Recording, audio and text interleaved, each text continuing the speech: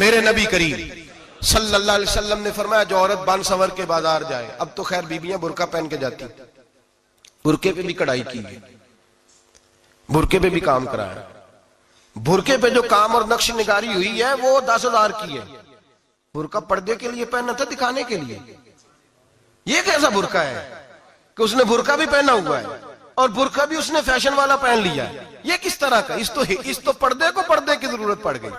मेरे हबीब पाक अलैहिस्सलाम ने फरमाया बिला जरूरत, औरत को इजाजत है, बीमार हो तो डॉक्टर के पास जाए, औरत को इजाजत है, जरूरत पड़ जाए, घर में सौदा सलफ ना आता हो तो लेने चली जाए, औरत को इजाजत है। अगर गवाही की जरूरत पड़ जाए तो पर्दा करके काजी अदालत के पास गवाही देने जाए, औरत को इजाजत है हज पे जाए, औरत को इजाजत है उम्रे पे जाए, औरत को इजाजत है कि अगर किसी वक्त जिहाद के लिए औरतों की जरूरत पड़ गई तो हजरत फातिमा और जनाब आयशा की सुन्नत अदा करे, जिहाद को जाए।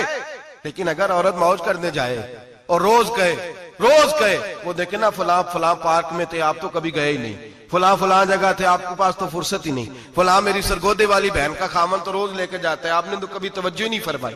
रोज पैगाम देती रहे मेरे हबीब करीम सैयद आलम सल्लल्लाहु अलैहि वसल्लम ने फरमाया जो बीबी बन सवर के बिला जरूरत बाजार जाए, नबी पाक अलैहिस्सलाम ने फरमाया एक कदम वो उठाएगी तो उस पर अल्लाह की लानत बरसेगी, फरिश्तों की लानत बरसेगी, जमीन वाले लानत बरसाएंगे, आसमान वाले लानत बरसाएंगे। और मेरे हबीब बोले तो फरमाया जब अल्लाह की लानत बरसेगी तो मैं भी उस बीबी पे लानत ही करूंगा जो बीबी बन सवर के जाए। और आगे सुन ले, मेरे हबीब ने फरमाया अगर उसका खामद राजी हो उसके बन सवर के बाजार जाने पे, आप नाराज हो जाएं, अल्लाह करे इस बात पे हो ही जाए और अल्लाह करे बदल जाए निजाम, जो खामद खुद मेकअप करा के तैयार करा के पार्टी में लेकर के जाए, जो सामने वाली फ्रंट सीट पे खुद बगैर नकाब के उसको बिठाए, जो मोटरसाइकिल की पुश्त पे खुद तैयार करा के बिठाए और जो खुद कहे तू चली जाना, जा तू शादी भी तू देखा, फला काम भी तू करा, मैं आजाद हूं। मेरे हबीब ने फरमाया जिसकी बीवी बन सवर के जाए, जिसकी बीवी मेकअप करके जाए, चेलम पे भी ब्यूटी पार्लर से होके जाती है, जिसकी बीवी बन सवर के निकले वो राजी हो, वो खुश हो। बाद ऐसे मना करते हैं, नाराज होते हैं, वो गुनाह सिर्फ औरत के जिम्मे है। लेकिन अगर औरत बन सवर के निकल रही है और खामद राजी है, वो कहता है हाँ हम मॉडर्न है, हम जदीद दौर के हैं, हाँ जिद्दत इसी का नाम है, हाँ तो लोगों को पता कैसे चलेगा हमारे पास पैसे हैं, कैसे पता चलेगा कि 3 गाड़ियां अब्बा जी के पास है, एक बेटी के पास है, एक बीवी के पास है, कैसे पता चलेगा कि हम बहुत ताल्लुकात वाले, अब्बा जी फुला शादी पे, बेटी फुला घर में और बीवी फुला घर चली गई, हमारे ताल्लुकात ज्यादा है इसलिए हमें ज्यादा जाना पड़ता है। मेरे हबीब करीम अलैहिस्सलाम ने फरमाया औरत बन सवर के जाए, खामद राजी हो, वो जितने कदम उठाएगी उतने ही अपने खामद के लिए जहन्नम में मकान तामीर करेगी।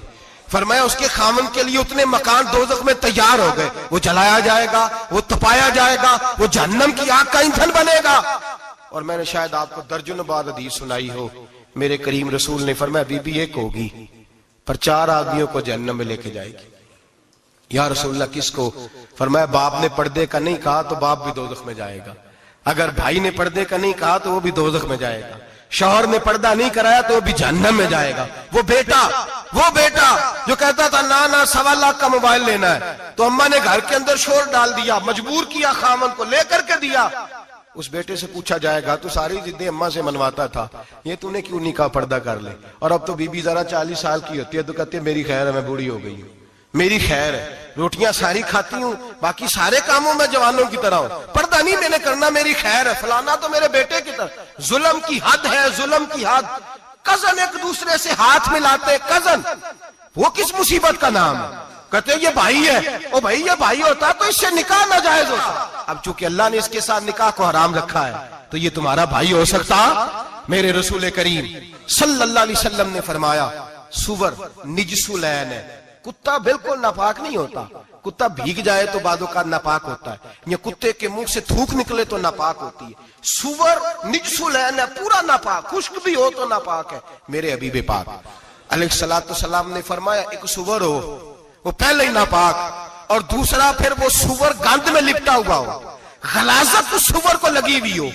फरमाया एक तो सुवर जो निजसुलैन है और फिर वो गंद में लिपट जाए, गलाजत में भर जाए, उसके पूरे वजूद को गंदगी लग जाए, फरमाया वो सुवर गंदगी और गलाजत में लिपटा हुआ तेरे जिस्म से लग जाए तो इतना बुरा नहीं, जितना गैर महरम औरत का वजूद तेरे वजूद से लग जाए तो बुरा है।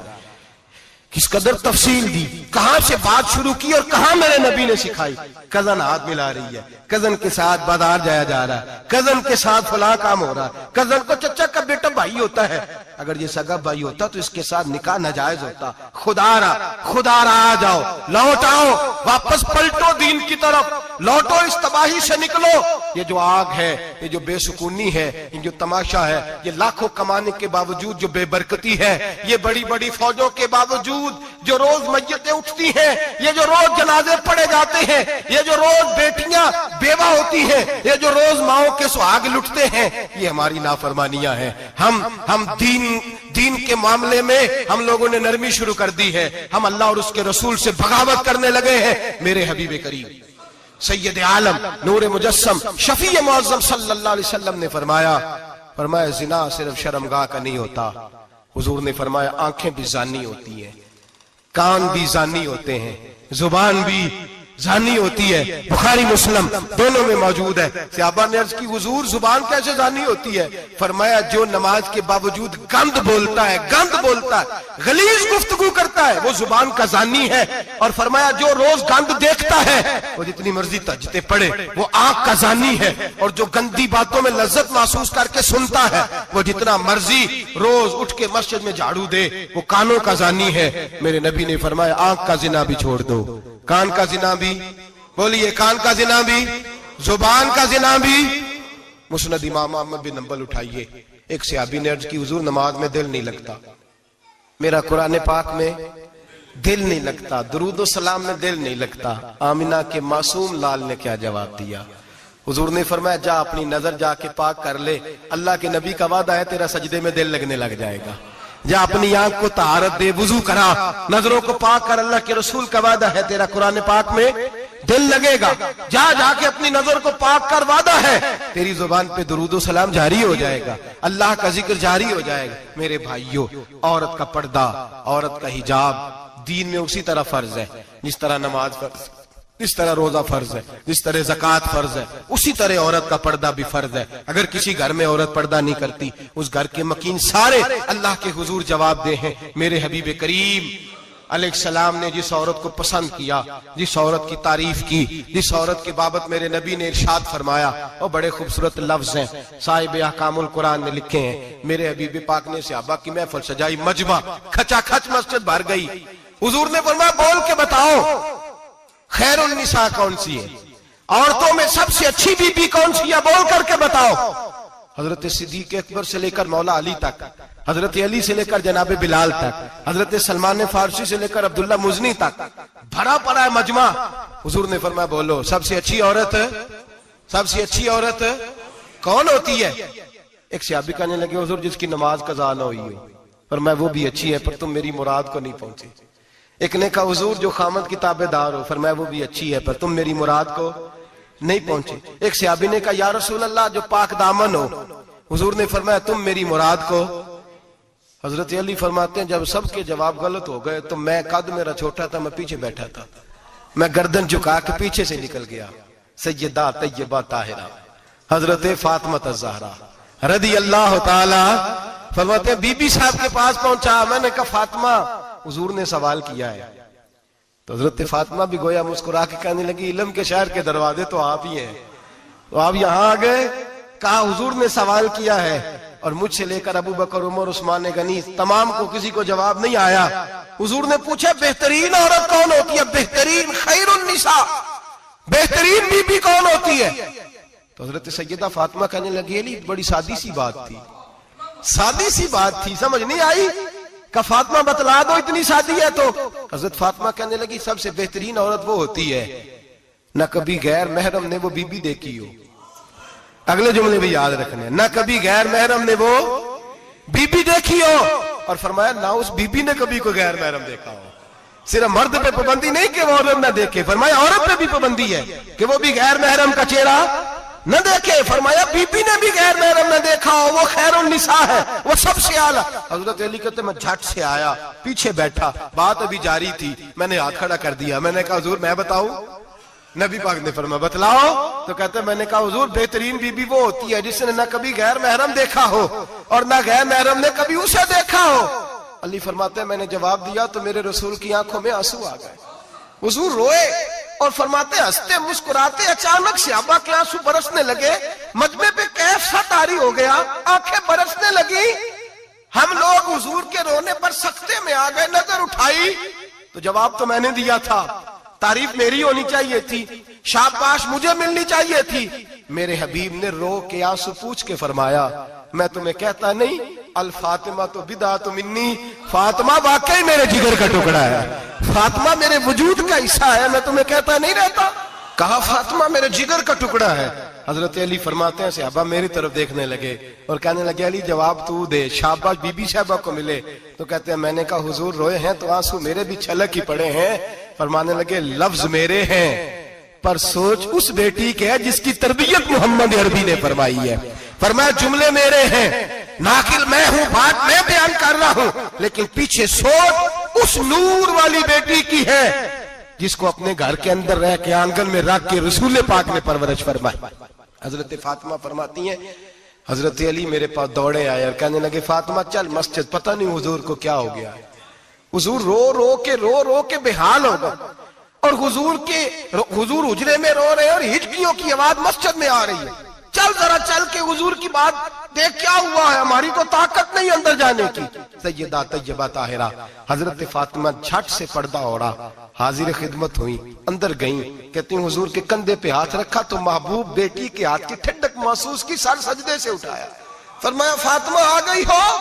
हुजूर आई। फरमाया चल बेटी तू भी हाथ उठा और मेरी उम्मत की बेटियों के लिए दुआ मांग। चल तू भी हाथ उठा, मेरी उम्मत की बहनों माओं के लिए दुआ मांग। महबूबा क्या हुआ? मेरे हबीब ने फरमाया रात मुझे दिखाया गया है दोज़ख में कुछ बीबियां हैं, उनके बाल फरिश्तों ने बांधे हुए हैं और उन्हें गुर्ज मार रहे हैं।